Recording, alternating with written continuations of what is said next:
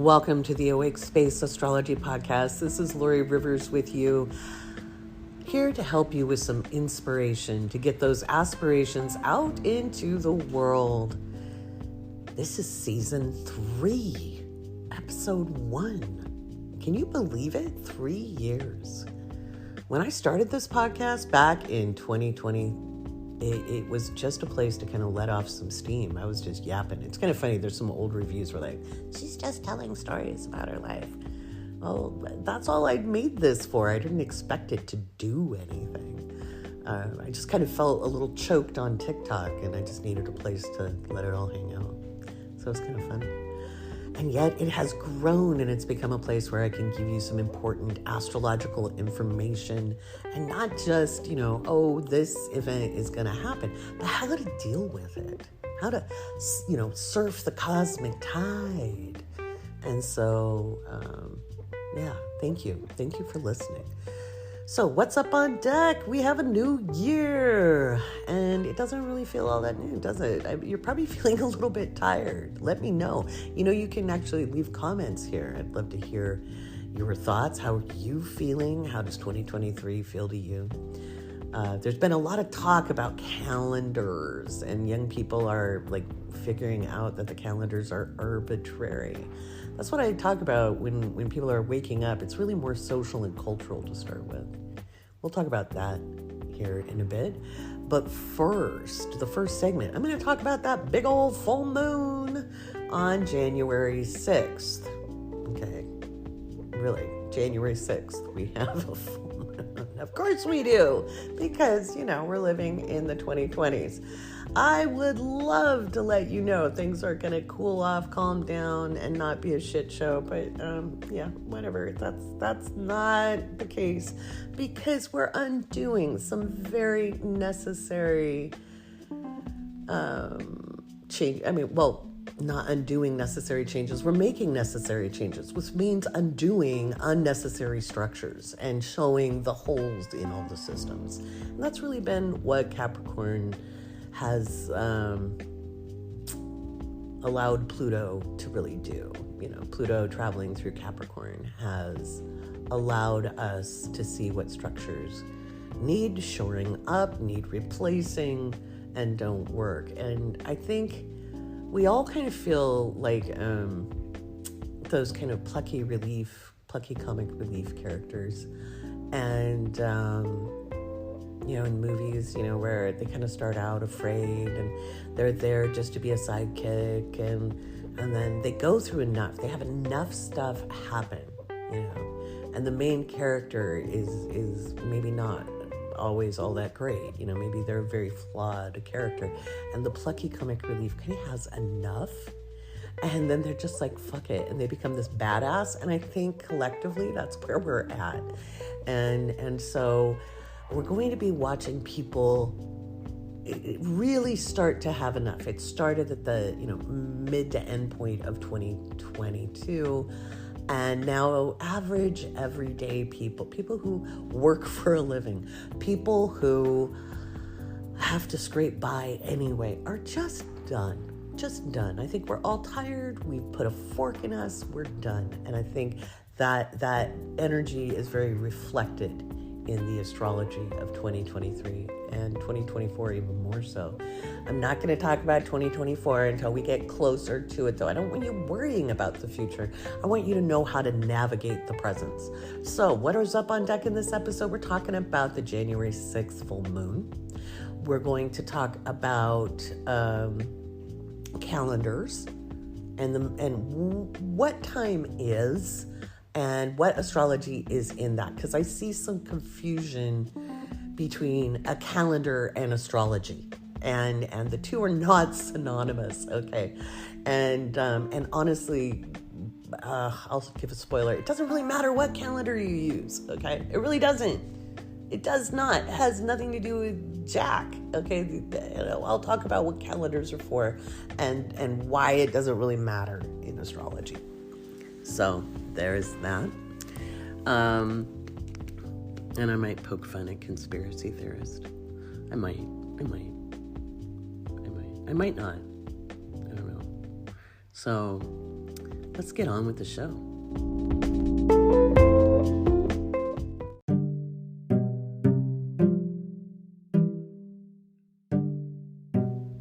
So, of course, we have a full moon on January 6th. You know, it's just very funny because as much as we're going to talk about time is arbitrary and dates are arbitrary, thoughts are really strong things. Beliefs are really strong. And our perceptions are very strong. And so, and especially with media today, because we get so saturated with information, and people use music and graphics to provoke certain feelings and evoke certain feelings. And so we'll all kind of make more of a specific date than necessary. But the irony is super strong here. The irony is very, very strong. With having a full moon on January 6th, given what is going to be occurring this year. So I'm pulling up the chart.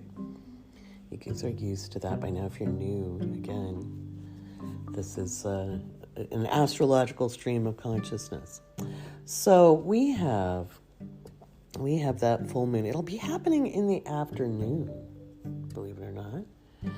Full moons don't just happen at the same time. A full moon happens when the moon and the sun are opposite each other. That's what makes that full moon glow up. And it'll be happening kind of around about 3 in the afternoon on the West Coast. At 16 degrees. Now, I find it really interesting. We start every month for the first half of the year with full moons, which means we're ending cycles, okay? This is perception, right? We are ending cycles, but it's not a completion 100% of the way, all right? So it is a midpoint fruition, because this is happening at 16 degrees, about in the middle of the sign. So this is the Cancer full moon, and it is a completion of things started back in the Cancer new moon back in 2022, okay? And so it's a little fascinating. We have a lot going on in that chart, to be honest. 8th house, 2nd house matters from the position where I am at. There's probably going to be some information announced. It is probably to do with the treasury or finances from a government level. There may be more discussion about the former president's taxes. There may be news coming out of the IRS itself. There may be some announcements made that day. There could be more issues around human trafficking. I think we'll see some nationalist activity happen, and this is global. You know, nationalism is an ugly thing rearing its head, and yet the Cancer full moon is also women and families. And since we started the year with Venus conjunct Pluto,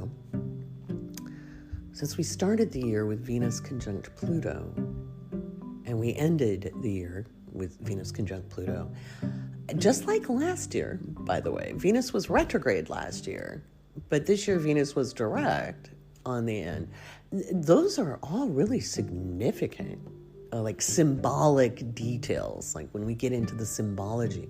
And that is, women worldwide are kind of done. And I think, and it doesn't mean all women, okay? When we say women, the women who are tired of being oppressed are tired of being oppressed, and there are more women who are tired. It's not so much just the rare fringe radical person, okay? More and more women are just done. And I think we're going to see a lot of that coming up. And I think we might see women in certain parts of the world doing more than yelling and chanting and marching, but actually pushing back. We've been sold this bill of goods that women, are the fairer sex, were weaker, blah, blah, blah. And if you're going by sheer muscle mass in general, that might be the case. But there's a lot more to strength and a lot more to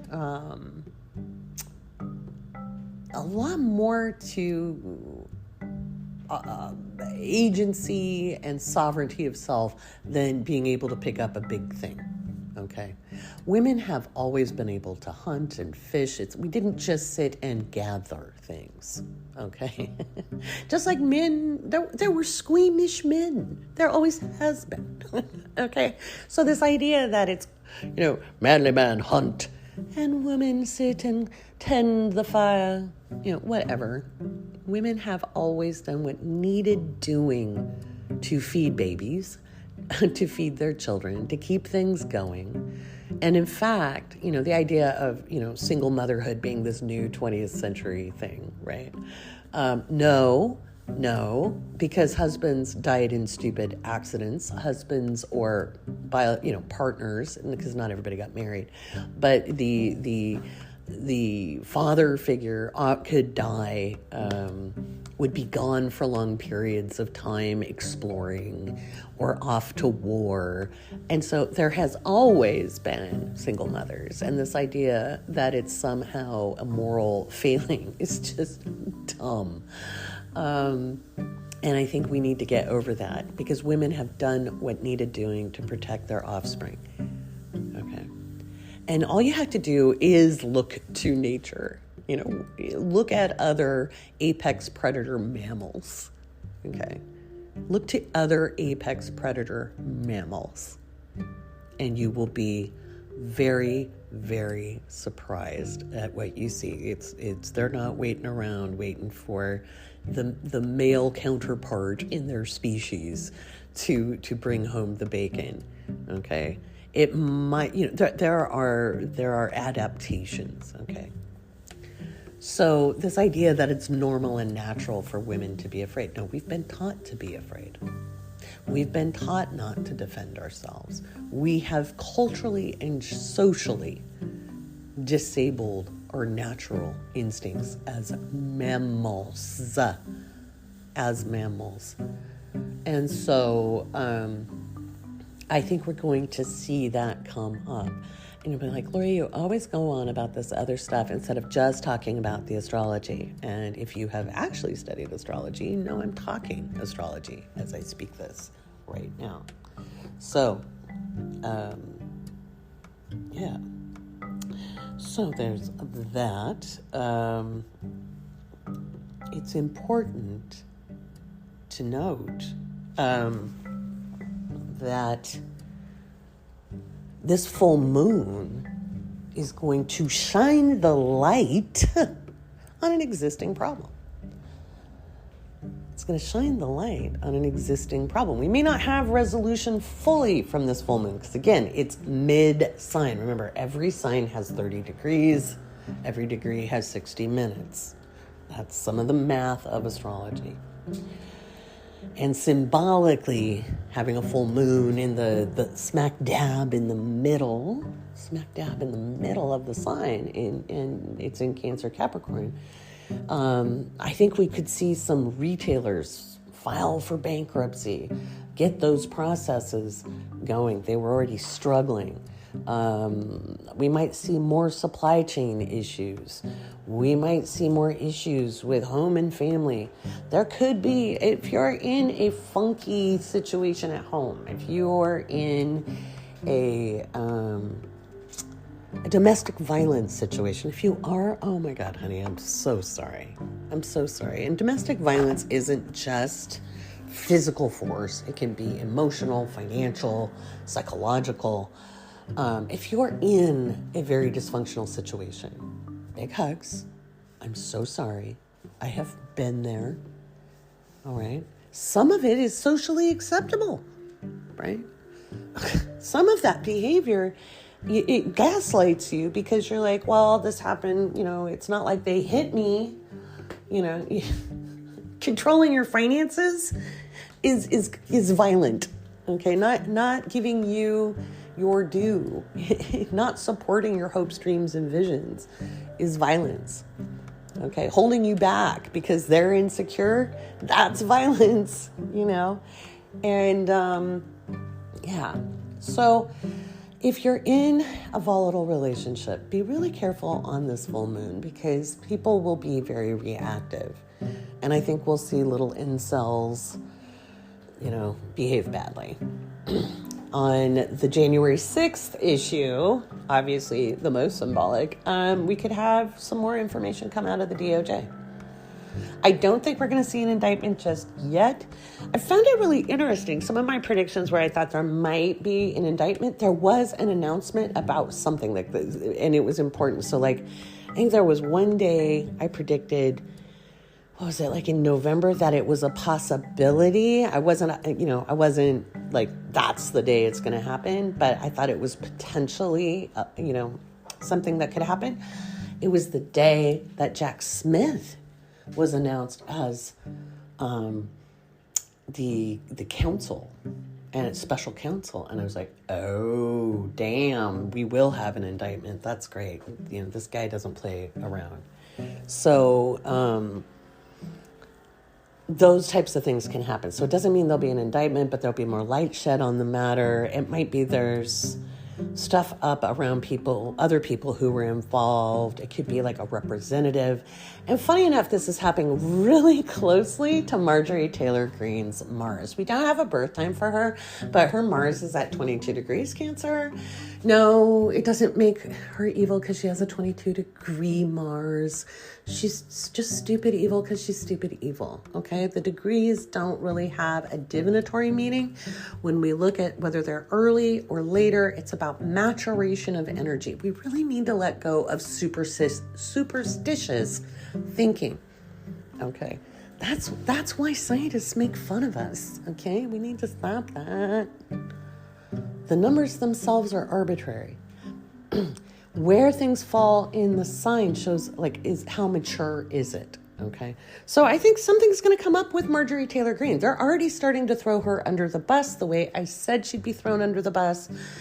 So there may be something come out about her. We shall see. So patrons, this will be part of, your forecasts. Okay, remember I give little horoscopes. Super exciting. That'll be in there. Alrighty. So, big full moon on the 6th. It's going to be illuminating. It's going to happen in the afternoon in the West Coast. On the East Coast, it's going to be, around dinner time, right? 6 p.m. or so. Okay. Should be illuminating. All right. It's time for a patron shout out. You guys are amazing. Thank you so much.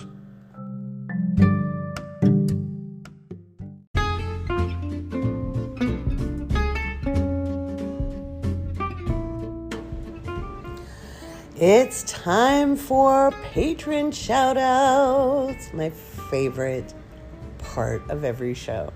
Without you, there is no me. I want to thank you for all of your support for making TikToks and the podcast.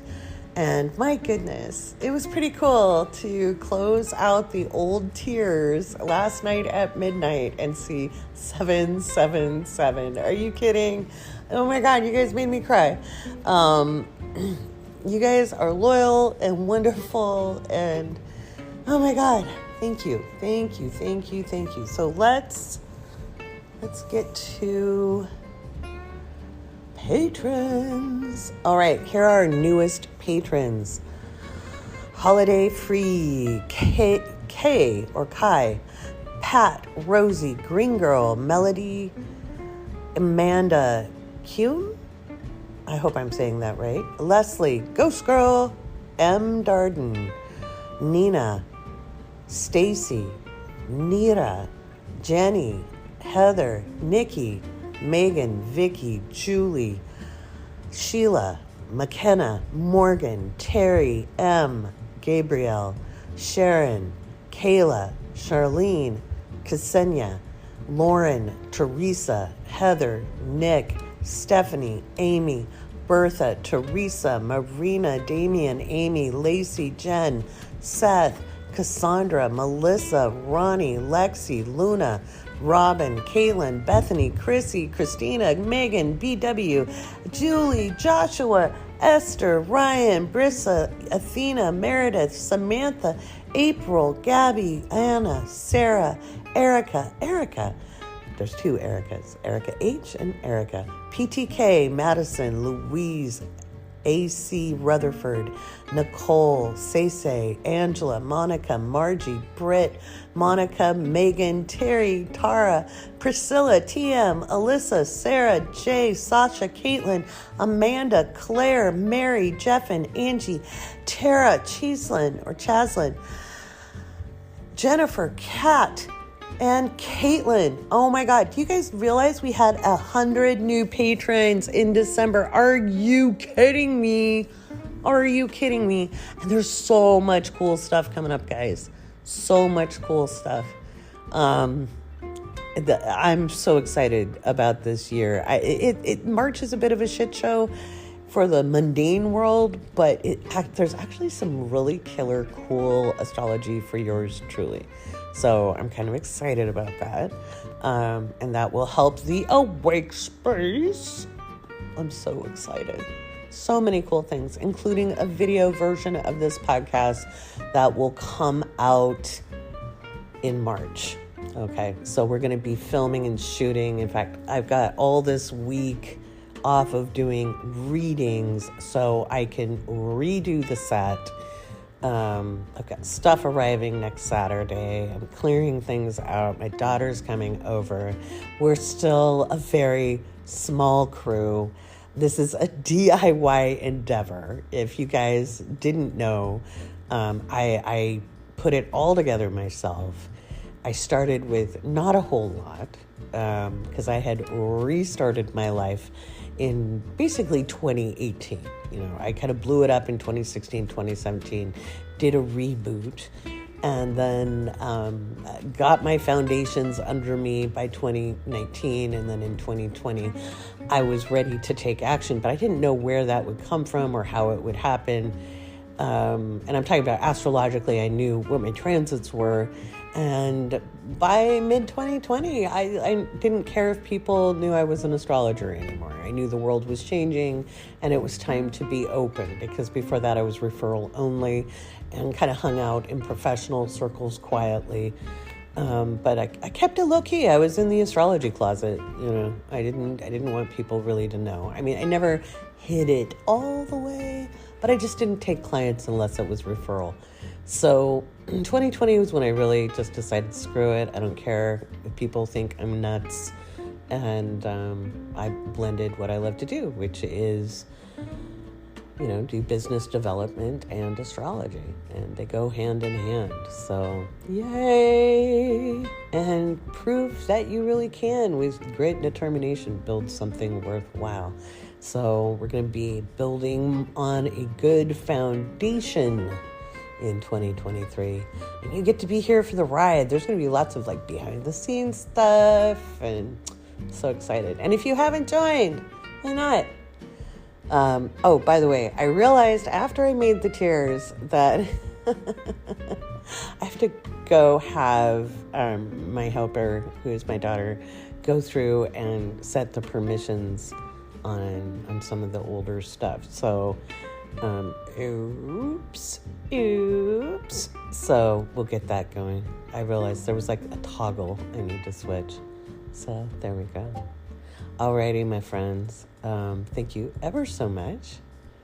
And let's get on with the rest of the podcast. We're going to talk about, I'm going to wind the podcast up with talking about time and perception. But first, let's do some astro chat.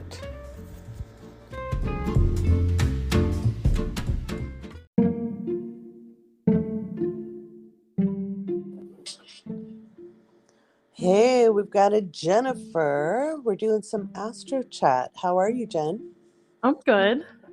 Excellent. Happy New Year. Oh, yeah. My family just had Christmas, so I'm all twisted. That sounds about right for Capricorn Mercury retrograde. I love that. Was it a good Christmas, New Year?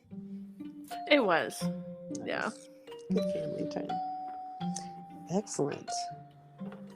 So we're just going to do some astro chat here.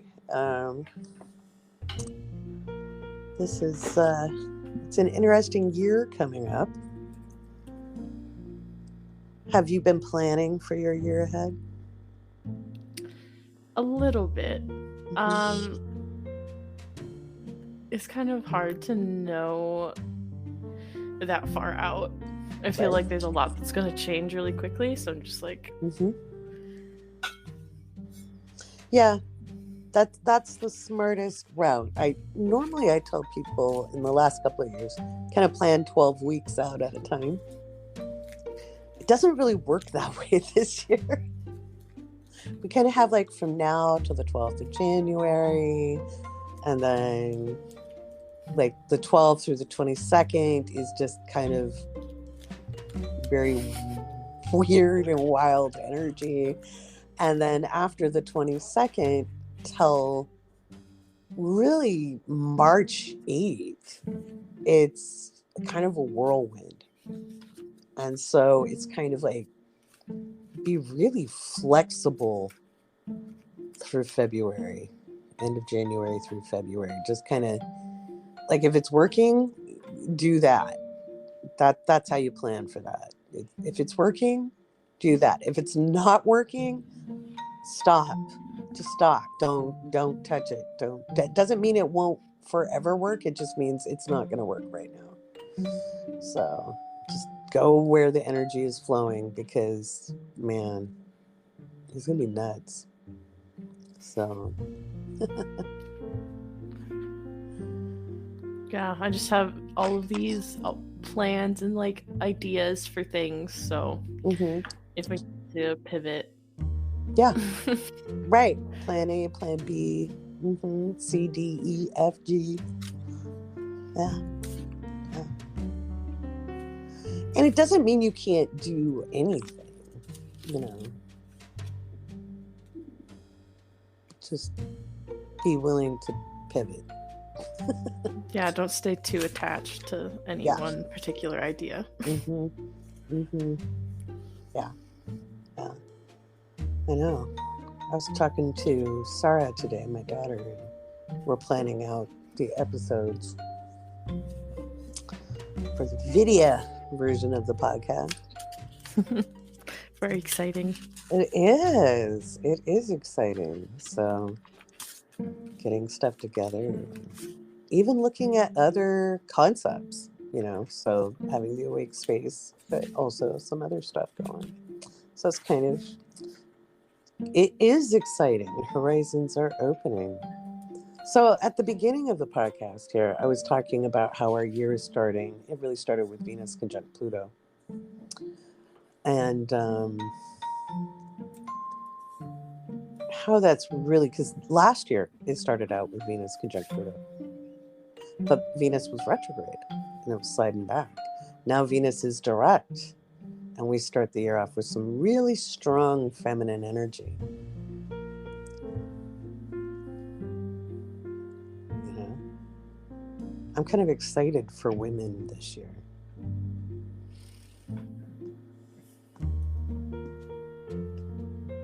I think we're going to push back. What do you think? Yes. Are you feeling it? Yeah, I feel like people are kind of realizing the position that women are in. I think especially younger people, like we've kind of been able to ignore this, like a lot of the issues, because really haven't been like out in the work field, a lot of them. I think this was like a really, especially last summer, was a really big wake up that you really need to take your like personal responsibility for your situation, because no one else is gonna do that for you. You need to ensure your own safety as best you can. Yeah, I guess really. Mm-hmm. It's something that I guess we never really thought would happen. I mean, I kind of figured the past 2016, I was like, shit. Mm-hmm.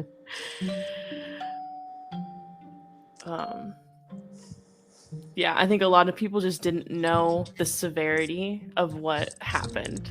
And then now it's kind of how deep everything is. Like this has been like a long process. This didn't happen overnight. People weren't paying attention. Right. Yeah. People like me aren't the weirdos anymore. Yeah. It You're feels so weird. angry and bitter. Why are you always on about this? Why are you a militant feminist, Lori? This is why. This is why. I don't blame young people at all because it was cloaked. And you guys also grew up in a really conservative time. Like you couldn't wear spaghetti straps to a prom. Oh my God, it was awful. Yeah. My mom wore a strapless dress to her prom in 1964 because she graduated in 65. So we're more conservative, and it wasn't loose times. You couldn't wear pants to school, guys, if you were a girl. I cannot imagine. Oh my God. We didn't get to wear pants to elementary school till I think I was in first or second grade. My mom had me wear a dress to kindergarten like 2 times, and I hated it both times. Right? It's hard to be on the monkey bars. Of course, we did have very cute matching panties that went with our skirts and like opaque tights and things. So you could be on the monkey bars, but still. Yeah, I made the compromise with my mom that I would wear skirts if she got me shorts to go with them. Right. So I'm like, I am just not going to care, and I'm going to forget. Right. Exactly. But yeah, what does this have to do with astrology? Everything, because that's how we interpret the energies. We look at it, and there is no one particular natural human state in that when it comes to gender roles. That's social constructs, and I talked a little bit about that at the beginning of the podcast, but if we want to modernize and we want to stomp patriarchy, and smash it out, then we have to update our astrological interpretations. What are your thoughts on that, Jen? I have noticed that in reading all of these old books, like just how much of a reflection of the times that they were written in they are. Go ahead. It's kind of shocking. I'll be honest. Right. Sometimes I'm like, okay, we're doing that sort of just binary thinking, black and white. Oh yeah. Women are this way, men are this way. This is why this is good and this is bad. This is why it's debilitated. Yeah. And then you kind of realize, like, okay, from what point of view are they writing these? Right. You always have to think about that because, I mean, they're written by, like, some of them are, I'm sure, progressive for the times, but now that you're reading it, it's like... Right. Yeah, like we've progressed so much in, like, these social topics. Right. That it's just kind of... It is time. Yeah, and like Robert Hand, amazing mind, amazing astrologer. Love him. And yet, when we read the writing, what year was? A second. This is the expanded second editions of Planets in Transit. And so it was revised in 2001, okay? But it was, the original copyright is 1976. Okay. Now, I've studied with Robert, right? I won an argument with him, which is like awesome. And it was on these types of topics, by the way. It was actually on why Placidus is effective. But but when we get to like Venus transits, this is where you see the social cultural conditioning, you know? And you guys made that really clear to me in a way, like, one, I've always wanted to change up how we interpret, especially Mercury and Venus, like broaden our understanding of it. Like, since I was a young astrology student, but like, I grew up with this nonsense, like thinking that was the norm because he's like in my parents' age group, right? Even if I rebelled against it, I was used to people talking that way. You guys came to me like, Lori.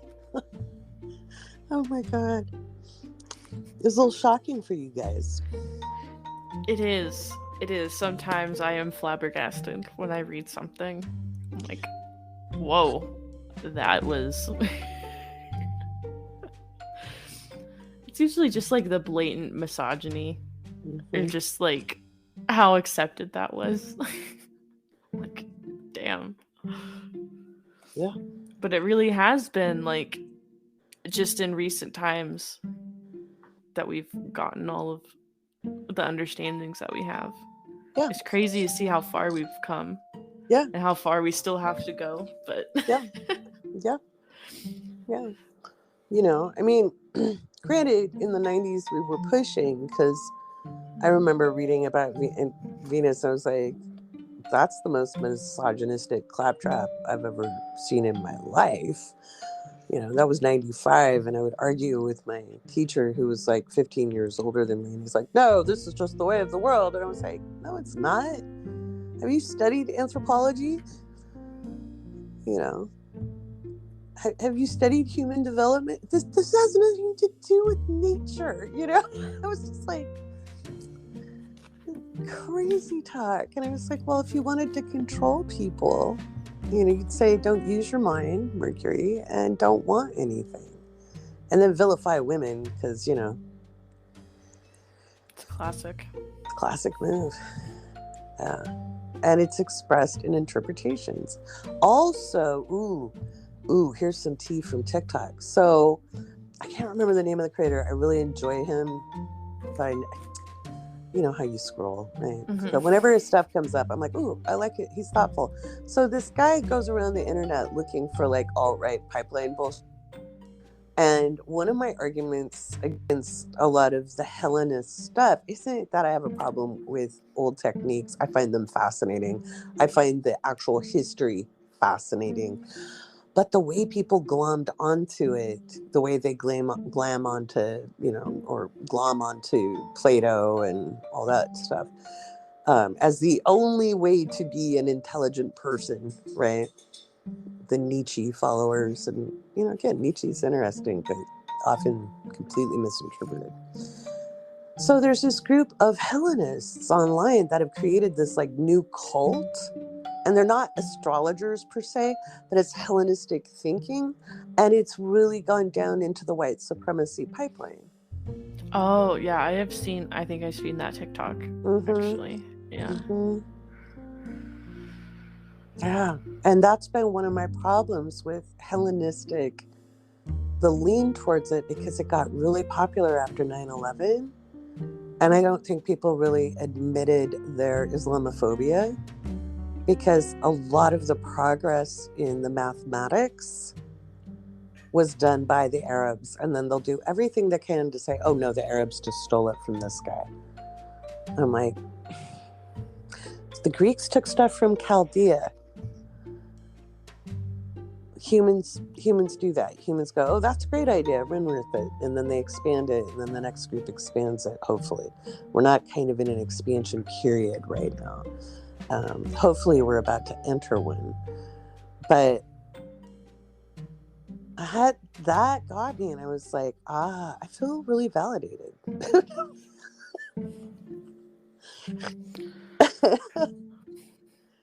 You know, because that concerns me. What do you think? I mean, Yeah, I really don't like that. It just feels kind of white supremacy to me to only want to read like Greek philosophers and hold that as like third, because that is also the case, particularly in American academia. uh-huh. And British as well. Yeah, and it's kind of ridiculous, I will say. I mean, it's fascinating. I loved reading about it and having discussions, but But by stating they're the pinnacle of intelligentsia, there were no other intelligent people from any other culture, really? Or was it that their writing survived and we could read it? You know? Yeah. You know, maybe we couldn't read the cuneiform, or, you know, you're telling me there was no other really thoughtful person, or maybe there was a culture where they didn't use written language, but there was a hell of a lot of wisdom. I mean, come on. Yeah, there's not just one way to know something or pass that knowledge along. Mm-hmm. So to like deify the written word is kind of weird. Yeah. Well, and it is, you know, because the priest class was, you know, the readers and writers for many centuries before Christianity even. So, you know, priests and philosophers, and, you know, it was a very small group of people. And I think that goes to the privilege as well, the male privilege, the patriarchy, because there were very few women who were, they always pick out that one woman could, she could. I'm like, okay, when there's historically one recorded woman that could do that thing. Great. Thanks. Mucho representation. Got it. Yeah. See, for something that people say is tradition, like a feminine interest, there sure are a lot of men in the professional circles. Well, but it's not a traditional feminine interest. We were allowed to touch this shit.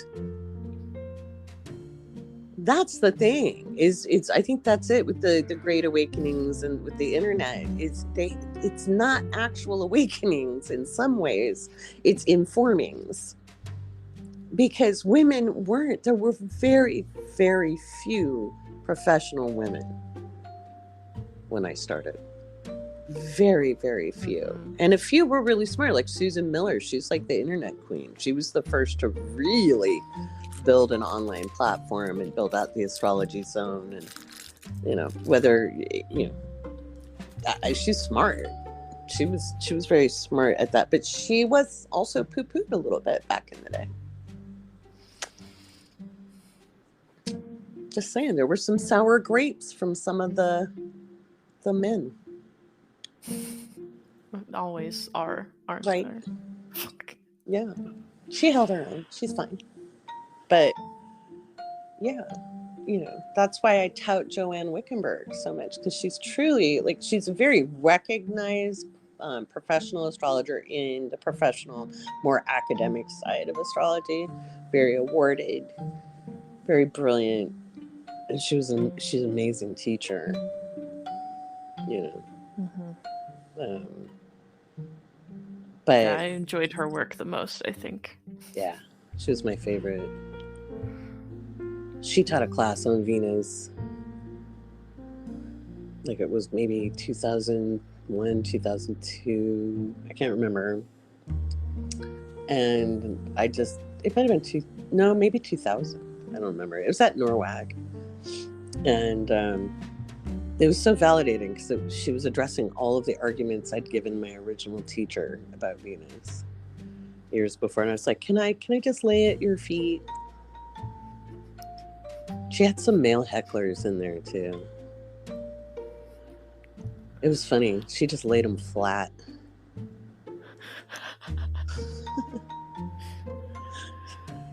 It's just kind of like, bring it. Or one guy was young and he was like, maybe my age at the time and younger than her, and was trying to like male dominance her. And she just was like, that's nice. You have an opinion. Next. It was fan-fucking-tastic. Now, if you're a guy listening to this, wanting to get rid of patriarchy does not mean we want to get rid of men. Patriarchy is a system that doesn't benefit anyone. Male, female, non-binary. Speaking of non-binary, how important do you think it is that we move to non-binary interpretations? I think that needs to be like the next big update.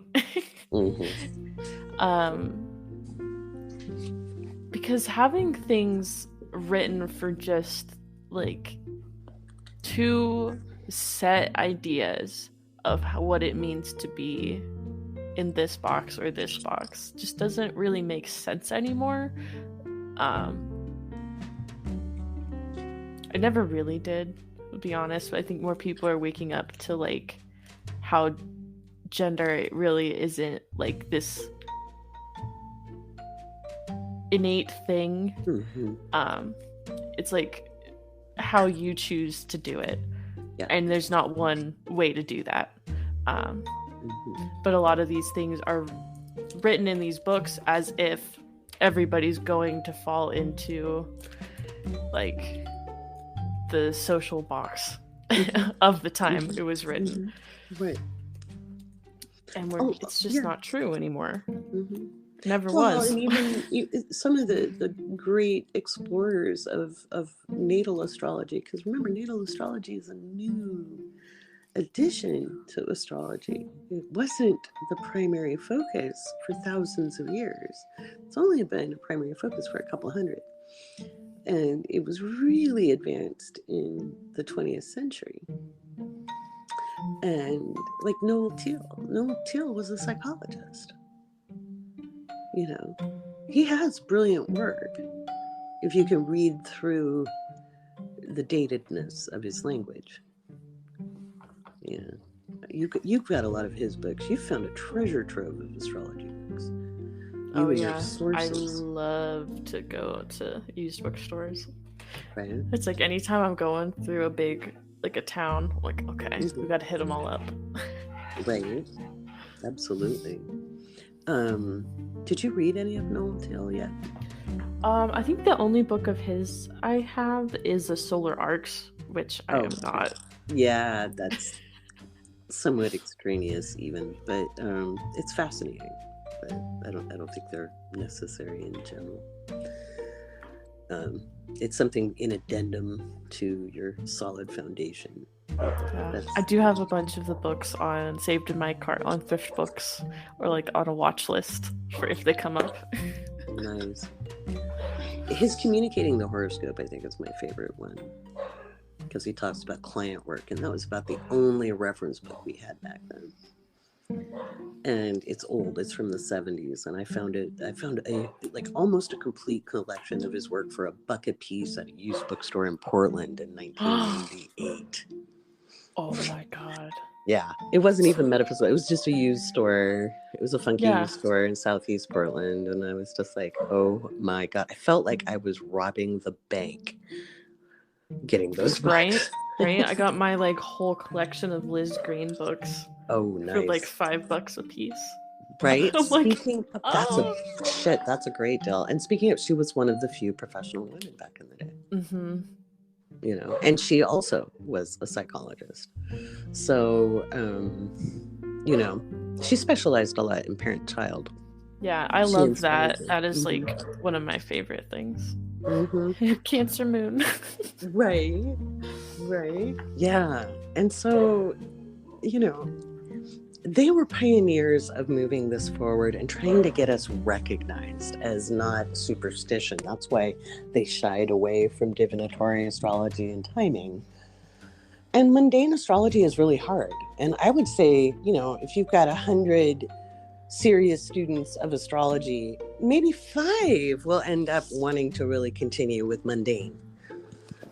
because it's brain breaking work, you know, because it really is. It takes years of not just study, but observation and learning to observe. And I think it takes a weird certain personality to go there, Jennifer. I love my nerdling. Yeah, it really is an observational art, which I have learned from you. Just how important that aspect of it is.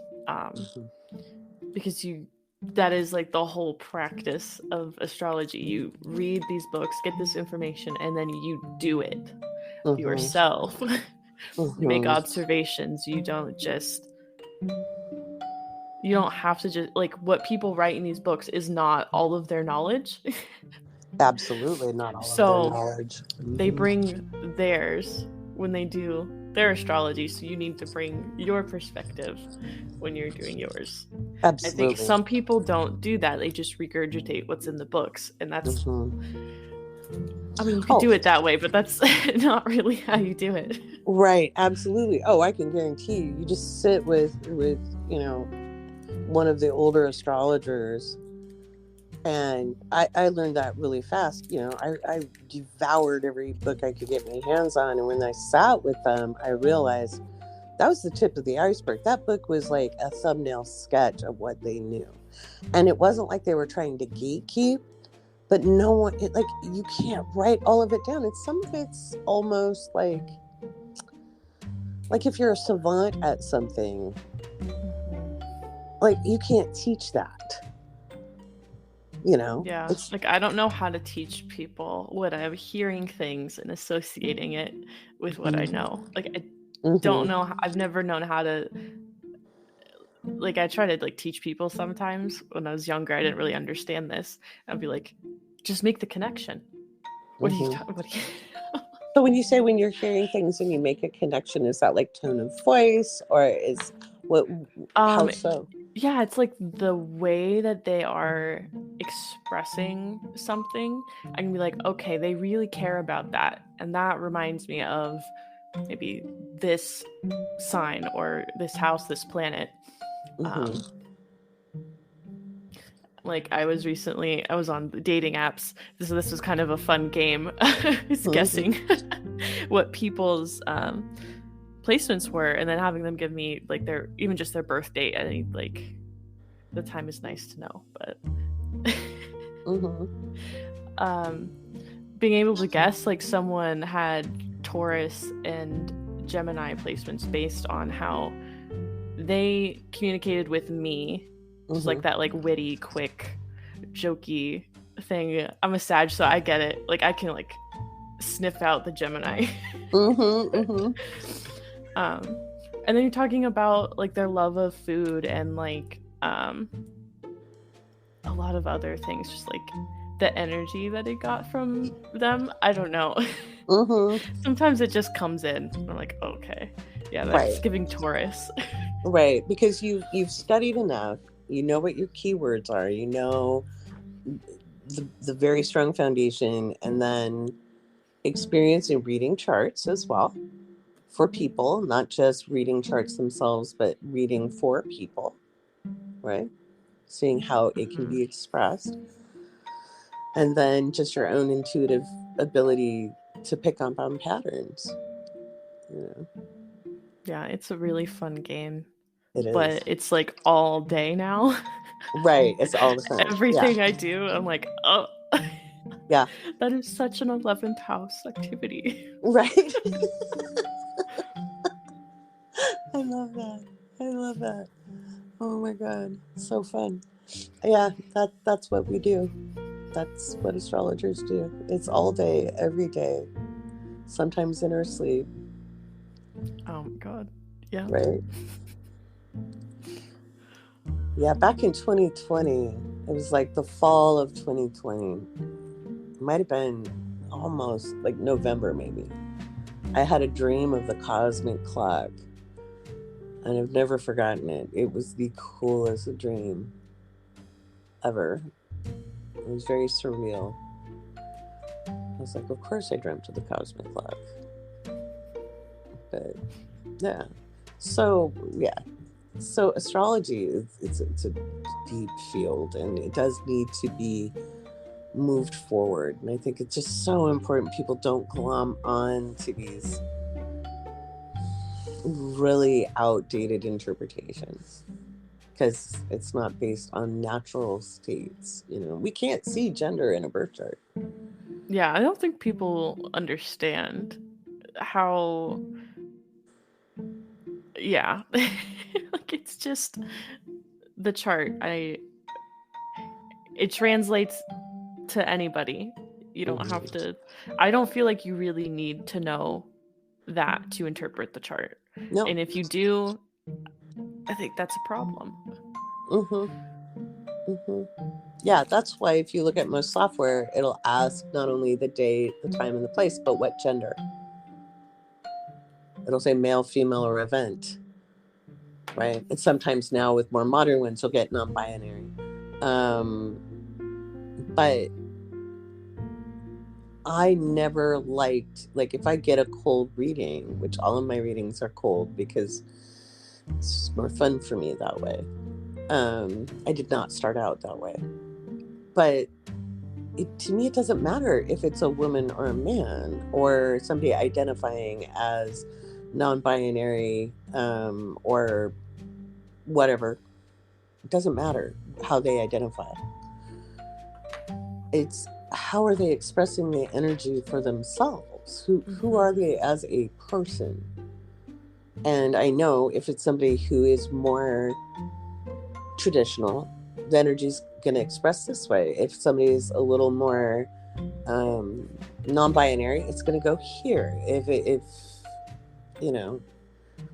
they're more avant-garde, they're going to be over here. The energy has different ways of expressing itself depending. And yeah, you can sometimes see, somebody's going to be a little more traditional from the chart. Like they might want a more traditional relationship, but they could still be from the queer community.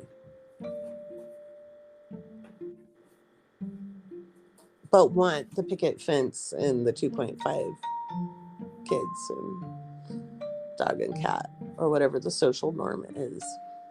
It doesn't mean they want a heteronormative experience.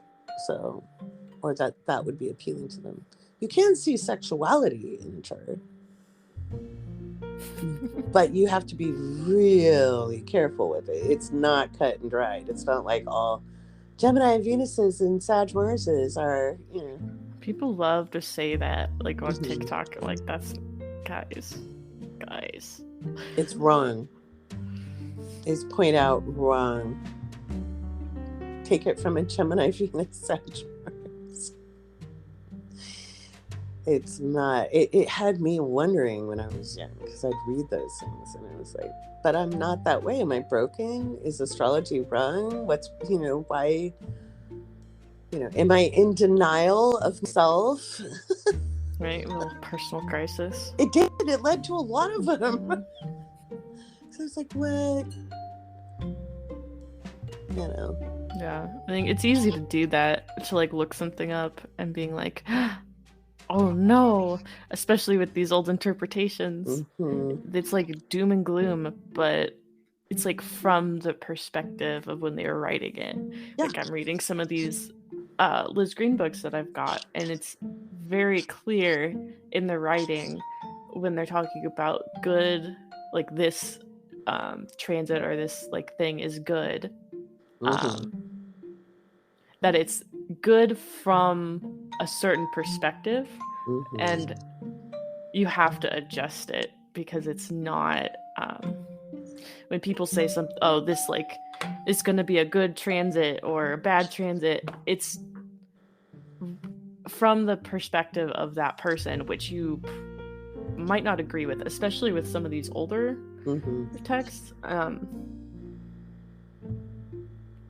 Yeah, it's like assuming that all women are gonna want to have that perfect marriage with a man and children, and like that's not what everybody wants. Exactly. And that's not what's gonna happen for most people. And people weren't even allowed to want what they wanted back then. Like, there were so many unrealized humans, men and women, because they couldn't self-express. And so they would do what was expected and try to make the best of it. You know. And so they didn't get that outline. So I think context is everything. So, you know, just like the work I'm writing, somebody's going to rewrite that someday.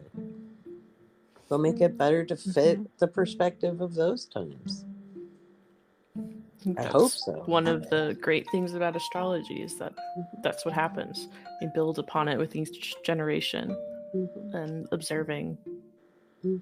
I mean, we're still observing Pluto. Well, God, yeah. I mean, that's so far off until, I mean, that's why I kind of want to make notes that get kept, you know, as we observe these times, because I tell you, the astrologers in like the 2150s are going to look at us like we're morons. I know it. They're going to be like, why were they talking about Pluto being a generational planet? For real. She'd be like, I am 35 years old and have only known Pluto in Taurus. You know, it's, you know, they're going to be like, those people were nuts. They were really narcissistic. So just out of the ego for our era, I kind of want to leave a record of not all of us. Not all of us. So, you know, what are some of the things you think you'd like to see changed a little bit in the astrological world? Oh, that's a good one. I think I really want people to know that there's more than just Hellenistic astrology. I think especially in the online, like, places that young people are searching out this kind of information, it's really easy to see it kind of simplified to that because it's easier. That was the excuses from the early 2000s. Go look at those old blog posts. Like, Jesus, just because it's easier doesn't mean it's right. Exactly. I'm like, the nuance is the beauty of it, but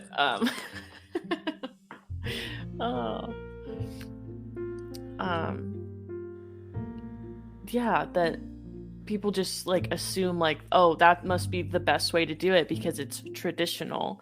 But when you look into where this information is coming from, it's translated old Greek and Latin documents. They're like bringing back these old practices, which is cool, you know, from an academic point of view. Yeah, absolutely, but it's fascinating. not been. People haven't been using them for very long. No, they're very modern interpretations of what we think people did. And that's never going to translate. Like, just like we were talking about with the books, people don't write all of their knowledge in those. So there's like this piece of it that you're missing because it wasn't passed down. Or if it was, it kind of just like fell out of fashion, or evolved into other techniques. So I don't know. I just feel like that whole focus on traditional is best because it's the oldest form of astrology. It's not one that's not true. Either way, because it hasn't been. These techniques have not been used for more than probably about the past decades that this has like really taken off. I'm like, there's other ways to look at it, and just because someone's doing it differently doesn't necessarily mean they're wrong, but we have different perspectives. Astrology is not a monolith, and you need to know that. Well, yeah, I think that's my problem with modern Hellenism, is how And I get it. You've just found some knowledge and you're excited about it. But the need to claim expertise and the amount of young people who will come in and argue with me and be like, well, but this is this, and I heard and I feel, and I'm like, well, that's great. You're learning. That's great. But this is what I do full time. You know? You might want to listen. There might be some academic reasons why I'm making my arguments. You know, it's not just because, I've just always done it this way. I was around when Project Hindsight started. That's when I started learning astrology. It started the year after I became a student of astrology. I was fascinated by it. And the one thing I picked up from it that I felt was and carried with me was the focus on the meaning of the houses and the emphasis on houses and house-based interpretation. That I took from that understanding, because that made a lot of sense because it was environmental. But whole sign and equal houses just were never accurate enough. And that's because I worked with so many different house systems, you know, and I just let the accuracy be what made me go which direction. That was based off my teacher. But, you know, there were some really fine astrologers who did leave that project because it was becoming dogmatic instead of academic. Because it was an academic, you know, like, oh, wow, look, we've uncovered this history. And then people were like, well, it's ancient, so it must be right. The ancients married siblings. Okay, let's go back to ancient Egypt for a minute. They married siblings. I rest my case, okay? You could not pay me to marry my brother. That's gross. Sorry, it's not cool. We've progressed. I mean, we know just from a biological perspective, it's stupid. So there's a lot of wisdom that can be retained, but not everything that's old is good. Mm-hmm. I think those same people are the ones who want 1950s housewifey back. And it's like, no, they drank a lot of martinis for a reason. They had a lot of pills, guys. Mother's little helpers. Uh-huh. I'm like, really, we're trying to do all that again, but we can't even have the drugs. Right? No. It was bad enough when they tried to bring the Jell-O molds back. Oh, God, can we stop? I'll see these, like, vintage cookbooks at the thrift stores. I'm like, oh, did people ever actually make those? Or was that just, they did. Like... No, they did. When I was a little girl, those 1950s housewives. They're like, here, were eat still this. Alive. You're like, that's disgusting. Don't feed me that. There was this. It was the 1970s. Oh, God. Anybody who wants the 1970s back is crazy, okay? Because there was this salad, and it was like, and I was subjected to this as a small child. My mother didn't make me eat it, though, because I tasted it, and I got this look of horror on my face, and I turned green, and my mom was like, do you have to go to the bathroom? And I'm like, mouthful, run. It was layered with mayonnaise, oh God, like peppercorns, and it was just gross. It was just, it was done by a woman who drank a lot. It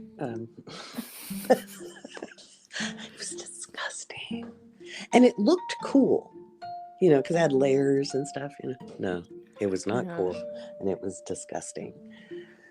You get those, like, I just imagine, like, hot dogs suspended in, like, a red Jell-O.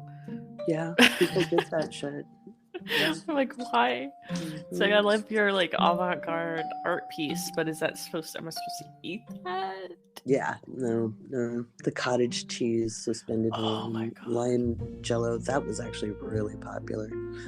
It was disgusting on all levels. Taste, texture. No. See, I'm not really a still- Jello fan, so No, I hate Jello with a burning passion because of the 1970s in my childhood. Yeah, and there's real trauma.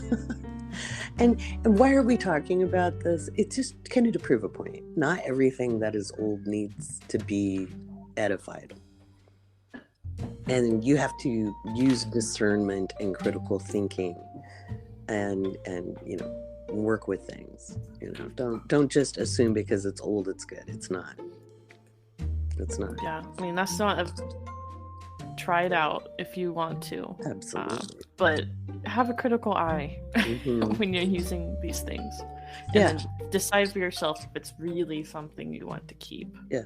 If it's helpful for the ways that you want to live your life. Absolutely. Like perfection years, they're interesting, but I think people emphasize it too much. I think they make self-fulfilling prophecies with it. You're like, oh no, 12th house Mhm. perfection year. Yeah, instead of, oh, I have a 12th house perfection year. What's my solar return? What is the transits? Like it's a tool to go with many things. I don't use perfections because I think transits are just more accurate, but I've looked them up out of curiosity. You know what I mean? I'll still look up a perfection year and go, oh, Mhm. okay. How does that line up with all this other knowledge? Because they couldn't run transits as accurately back in the day. They had to make these other tools because the math wasn't as advanced. It was the start of advanced mathematics. So while they're banging on about the medieval astrology is where mathematics advanced in the Arab world and in Asia.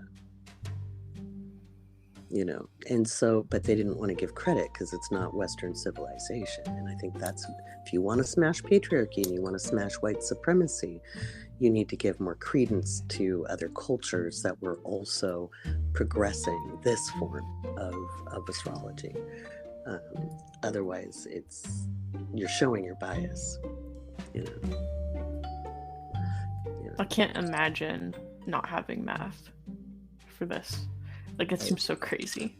Right. Just They the way didn't have, there was no algebra. There was no algebra at that time. They weren't using zero. So, they couldn't really plot a circle. They made circles by making triangles, which is cool, the sacred geometry. But once you could really plot the circle, then that changed things and we got more accuracy. So it's just like Freud and Jung got the ball rolling. But we certainly don't want to use that kind of psychological interpretation today. But we can give it homage and honor it for its beginnings. Even if we don't agree with it, we say, okay, that's where it started. So don't think I'm ever trashing Hellenistic astrology. It's where it started, but Yeah. I've always had a problem with overemphasis of Greek stuff. I'd be like, well, what happened in China? What happened in Africa, in different parts of Africa? One of the world's oldest libraries is in Timbuktu. To this day, there's still scrolls that families have ownership of to guard and defend. How cool is that? Dang. Right? It's me guarding and defending my little library of my astrology Right? books. Right? Guardians of knowledge. So, yeah. So it's not like we're being mean or anything.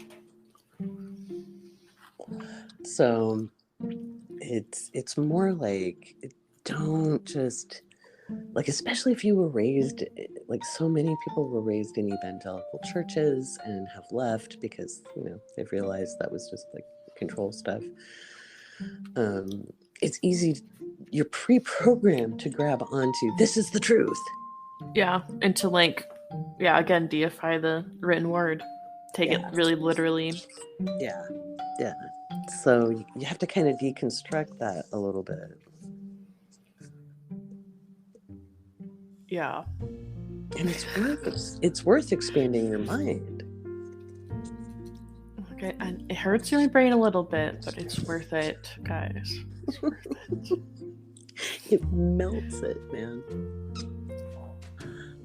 That's why there's always a "help, my brain is melting" thread in any of my class discords.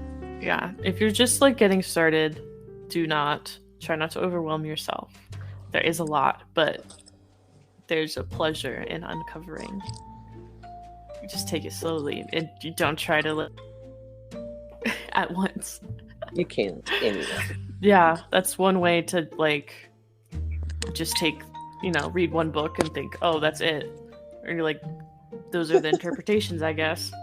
Oh my god.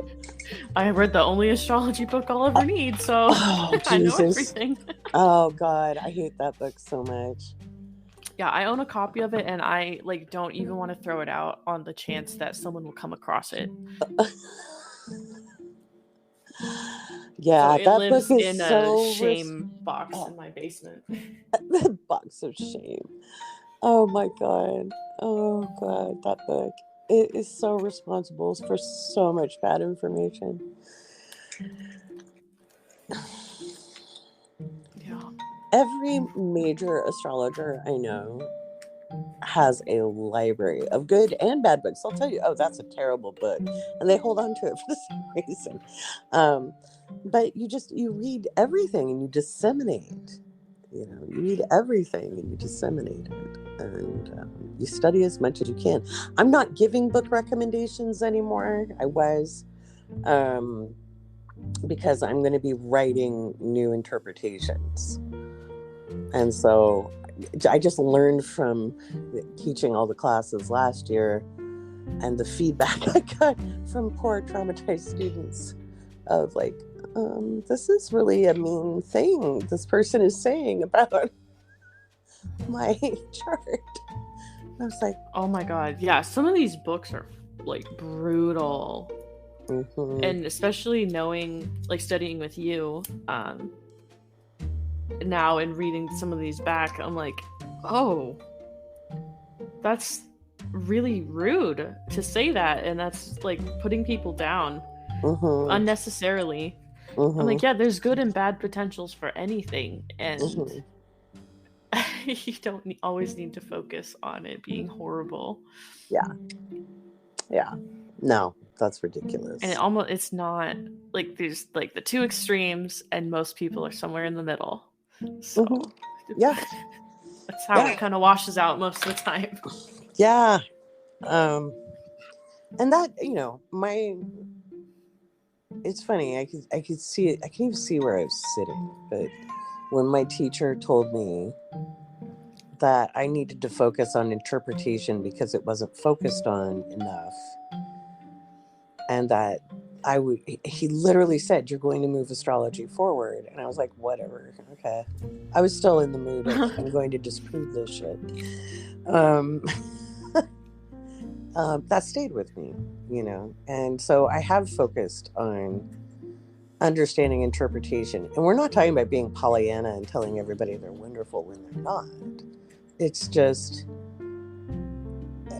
these ideas of here's the social norm and that's the way you're supposed to be, with no room for any form of diversity, or seeing that any kind of diversity is a good thing.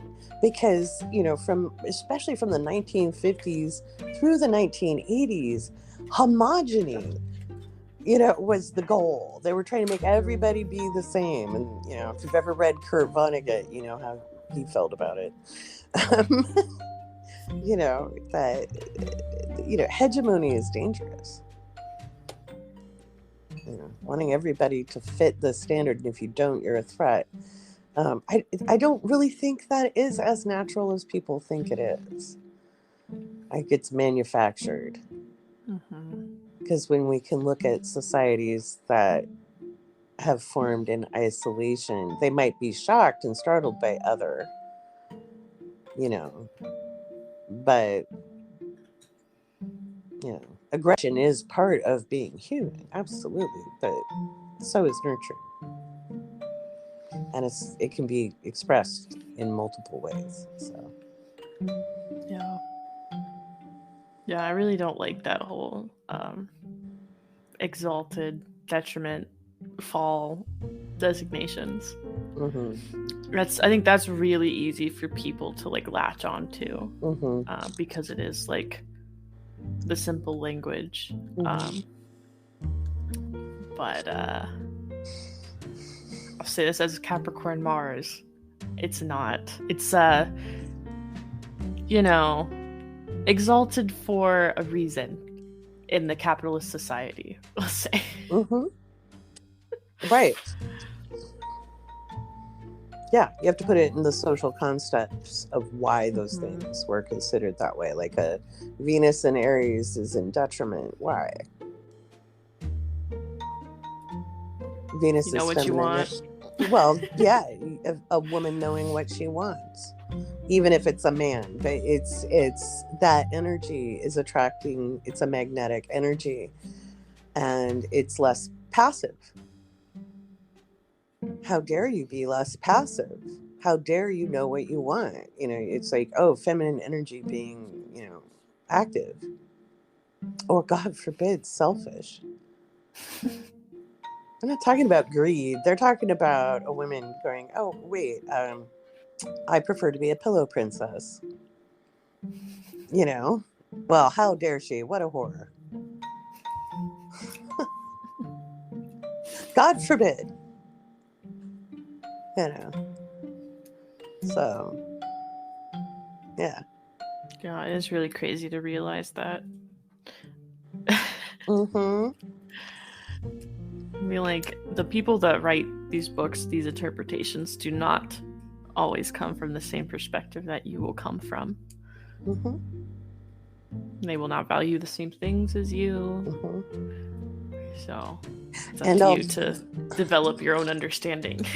And because of astrology in the last, I would say, 60 years, has been academics with mathematical minds kind of running the show, which means there was a lot of Western male privilege involved that has been left unexamined. Not all, because if you look into some, and even in the evolutionary astrologers, there's some funny shit there. Although it was fascinating. It was a different take anyway when it was coming out, but still. People weren't necessarily unpacking their social cultural beliefs, and there's a lot of right-wing stuff in there too. Not so much in the evolutionary. That's more like the hippies who wanted free love and no responsibility, and their idea of free love was sex, which was really two-dimensional. But yeah. So today there is a danger of having people kind of lean in and accidentally get sucked in to some of the alt-right stuff because of who's there, who's been there. And I'm not saying every astrologer that writes is that. It's just, it's one of the reasons I started woke astrology, and I purposely used woke astrology, which wokeness actually started in the 70s, by the way. It took off again in 2014, but it was part of the Black Panthers, believe it or not. I got in big trouble as a kid for liking the Black Panthers in elementary school. So I thought they were cool. I was like, wait, they're feeding people? Yeah. They're terrorists. And I'm like, for feeding people? How? And you learn later, like, oh, yeah. Socialists. Yeah. That's why. Yeah. In a little town in Oregon in the 1970s, this weirdo kid who got it was like, so I use it as a provocation point and a filter. Because if people don't like wokeness, they don't need to go to woke astrology. It's not adapting the AAVE to be adaptive, to be performative. It's literally, there are people I don't want to read astrology charts for. that's why. So I just thought I don't think I've ever explained that. And to me, it was like, I was kind of excited when woke came back in 2014. I was like, oh my God, that's so awesome. And people thought it was new. And I'm like, that's older than I am. That started in the 60s. It was more popularized in the 70s, but that's older than me, guys. And I'm old. But yeah. There's a reason for that. Scorpio rising calculated bitch that I am. But it's a filter.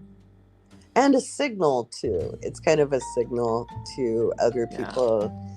Yeah. It's a filter and a signal that this is a safe space. I'm an ally, Yeah. Like me. Yeah. Yeah. I always really enjoy that. Mm-hmm. Yeah. Especially when you get a troll and you get to tell them off in the live streams. What about Biden? Oh my God. There are a lot of wackos, I will say, on TikTok. There's a lot of wackos in this world. That's why I was referral only for decades. You had to know the secret knock to get a reading from me. I was very exclusive for a reason. Yeah. People have believed in lizard people for a long time. Yeah. They are not our friends. So if you believe in lizard people and you're listening right now, you need to just not listen to us anymore. There are better conspiracy theories, folks. Yeah, there's the real ones. Mm-hmm. Yeah, go read about the School of America. That's a real deal. But yeah. And the planets aren't making you do it. So there you go. That's not how it works. It's not how any of it works. Oh my God. Please stop blaming your chart for the way that you are. Yeah, your chart is not licensed to be a dickhead. I can't help it. It's just the way I am. Well, enjoy the karma. Yeah, I'll live Saturn. I'll watch Saturn come for your ass. Right. I love it that last night when we closed the tiers that it was 777 and the moon was on my Saturn. That was the most beautiful expression of Saturnian energy, having the moon on Saturn, triggering my Saturn and being like, here's a sign, keep going, your hard work is paying off. Mm-hmm. That was really cool. I'm not gonna cry anymore, I promise. I cried a lot, guys. No, I was crying with you. We got that Cancerian. I was just smiling, so happy. As I sobbed uncontrollably. Oh my God. Although Cancer placements, we get it. It happens. Right? It happens. You guys would have been like, oh my God. Yeah. It just shows how much trust I have in you guys, and the people who were there. Feel free to be emotional. So, oh, Malcolm. Oh, you tell him. But yeah, yeah, the Malcolm noises are always free on the podcast. Special guest. Yeah, that was just it was such a beautiful sign, and thank you for being part of it, because without you guys, gosh, and we're gonna go do bigger and better things in 2023. I'm so excited for next year. Mm-hmm. We got lots of things coming. Right? So much. You spent a bunch of time doing SEO work on the site. Yeah, we're getting ready. Right? Because that blog's going to come up. Yeah, it's these next 2 weeks, it's going to be planning and strategizing and setting things up. Yep. That's what we're doing. I suggest everybody else do that too. The first part of the podcast, I talked about the full moon coming up. And it's on January 6th, of course. Oh my god. Of course it is. Why would it not be, you know?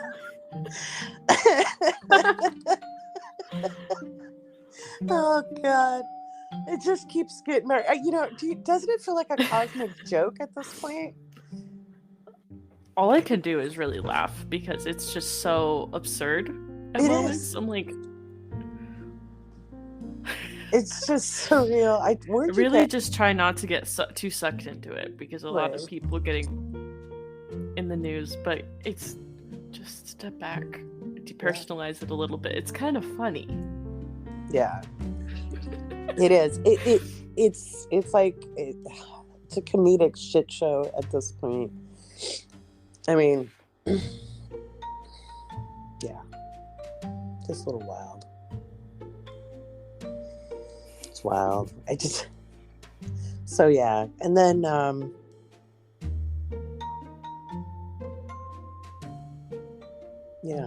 winding up the podcast here,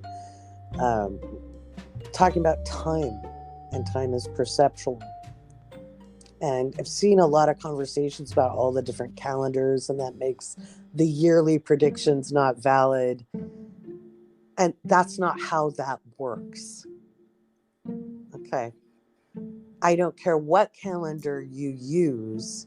If somebody's making predictions for a calendar that starts on a lunar year or a solar lunar combo, Julian, Gregorian, whatever, those are arbitrary times, except for the lunar. The lunar calendar is actually far less arbitrary, except that it has a start and end date. So anything like it's year 68, 35 or whatever, I'm making that up, it still has an arbitrary start date. And so we use months and days for actually organizing society. That's when we know our bills are to be paid, when to show up for work, when to have time off. You could call them anything. Okay? I don't care if they're named after Mars and Odin and Thor. I don't care. Those are all arbitrary meanings. You could call it purple, red, and blue day. It's still arbitrary. The position of the celestial bodies is plottable mathematically. So when an astrologer is giving a prediction, it's for a set period of time. And we'll use the societal norm that we're writing for those dates. So my year ahead predictions start January and go through December, because that is the calendar that you people are reading, right? But the astrological year starts in Aries. Mm-hmm. Most people don't start in Aries. I don't care if you're 23 and you just found astrology and now you're starting your year in Aries. Most people start in January. And that's why, but when I do the predictions, like you'll see in the year ahead, I've got each month and the dates, what's happening when. That's how that's done.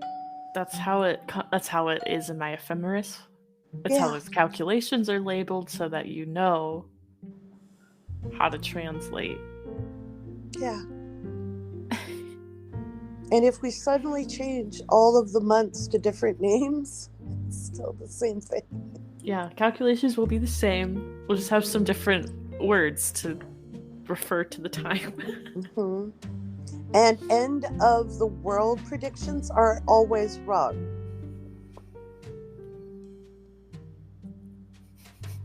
And they probably weren't end of the world predictions anyway, like when you look at the Mayan calendar and blah, blah, blah.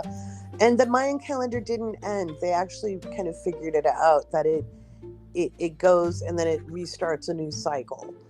Okay, but the Mayan calendar has nothing to do with Western tropical astrology. So it's a different system. There's too many people who have just enough knowledge to be dangerous. Don't do that to yourselves. Train your mind. You're going to need it with Pluto and Aquarius. Having an untrained mind during Pluto and Aquarius is bad. Train your mind. we're going to see a lot of cults formed. Yeah, it's a little concerning how easy people are falling for things. Mm-hmm. But I don't know. I guess it like makes sense given all of the like collective trauma that we've been through. Mm-hmm. Um, Well, people are looking want for some- certainty, yeah, belonging. Yeah. you know, all the usual things people want. Yeah. There is no certainty. We're born and we die. We don't know when, so you better live. Live while you can. It's true. That's basically it. Mm-hmm. Yeah.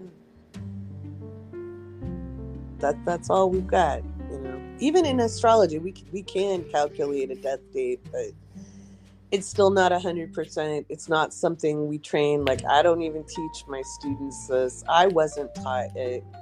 We'll do warmer, colder. That's what my teachers said. But they're like, not quite the right track. I'd be like, what about this one? Takes more than one aspect. Yeah, you're getting kind of warm. You know, that was the most I got. That's something that astrologers learn on their own. And it is 100% unethical to do it for a client. Yeah. See, I'm not really interested in that. Not yet, anyway. I was really interested. I wanted to know when I was getting off the planet. I was like, please tell me when I'm done. Please tell me this ride gets over someday. Oh, I was not a happy camper. I've been there. Right? Yeah. You know, God. I was not quite, I think I was 26. I might have been 25. Oh, my age. Oh, my Yeah.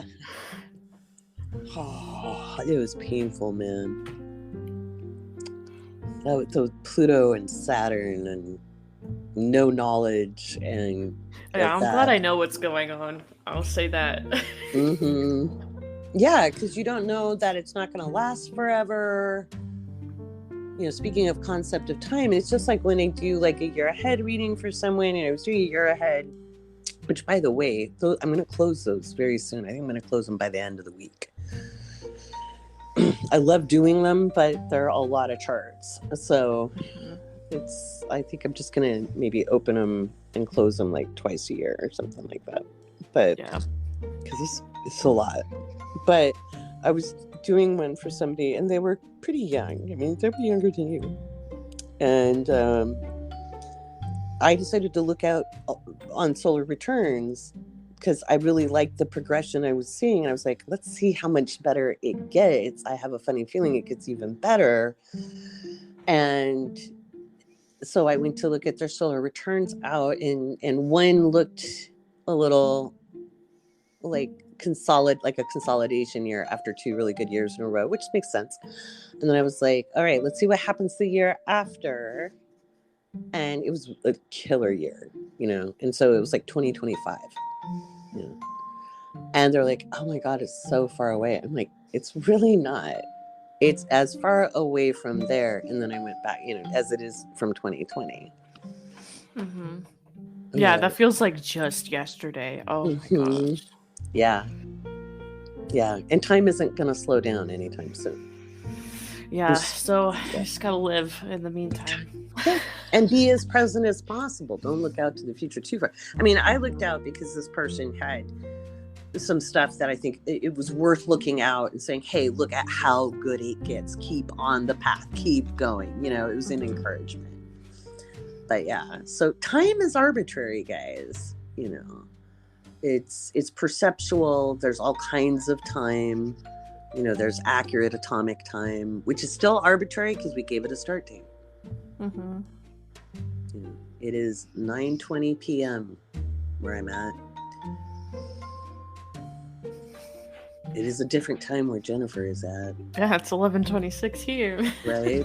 So, you know, but we're both in our present moment, dealing with our own psychological time. Right? So that should just bend people's brains. Yeah, I love thinking about these things when I was younger. Mhm. It was like hurting my brain. Like, wow. I do it nowadays too with astrology. You'll just Right. love the little workout soreness from that. Right. That's how my mom thought I was on drugs when I was in high school. Oh my god, there'd be so many times I'd like come home from school just like brain dead, go take a nap. So my brain hurt. So I have math class of the day. Oh, that can burn you out sometimes. Calculus will do that to you. Right. I would lay on my bed and think about how big the universe was. And my brain would just like go expansive. Mm-hmm. I was like 14. And then I'd be like, my mom would hear me go, whoa! And she'd come in, she'd be like, let me look at your eyes. Be like, why? It's just like, well, what's going on? Oh, I was thinking about how big the universe is. Lori, we need to have a talk. It's like, no, Mom, your kid is just weird. Yeah, I would like to blow my own mind. Right? Yeah. I don't need no drugs. I have Neptune trying my Mercury. Oh, yeah, I have a Neptune on my Mars. Right? I get it. We're space cadets. I love thinking about how I'm collectively connected to everybody. I do it all the time. It's a comforting thought. Right? And we are. We are all connected and we're all disconnected all at the same time. This is what we do, guys. This is astrology. It really is. This is the type of conversations they used to have back in the Middle Ages. You know, they'd sit there and debate how many angels would fit on a head of a pin. Not because they really thought angels were fitting on the head of a pin. It's a ninth house matter. It's expanding your mind. Mm-hmm. It doesn't necessarily have to be about the thing you're talking about, but just using those neurons and making new connections. We love brain science here. We do. Brain science is everything. There's no reason to start. In fact, to me, the more neuroscience gets ahead, the more we see evidence for the metaphysics. Right? Well, it's always a pleasure chatting. Yeah, if we get started talking about neuroscience, we could go I know, forever. So we better. We'll have to plan out a neuroscience chat. But yeah, thank you, Jennifer. It's a pleasure, as always. All We love having these chats. Right, they're the best. So you guys can book with Jennifer, Casey, Rita, and Mackenzie at wokeastrology.com. We're going to have, I've decided I'll do a monthly flash sale for patrons. Okay, so keep your eyes tuned on your inboxes because you never know when it's going to come out. All right, much love. Take care.